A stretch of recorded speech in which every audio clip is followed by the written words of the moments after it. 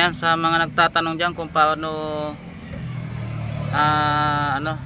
iaangat yung puwitan banda ng kanilang mga L300 na Euro 4 4N14. So ito ang solusyon, no?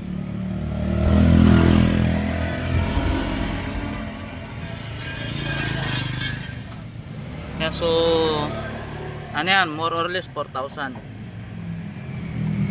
Ayan, para maiangat yung kaha mo sa likuran. Euro 4 4N14. Ayan, shout out sa gustong mga magpaangat dyan ng likuran. Ayan.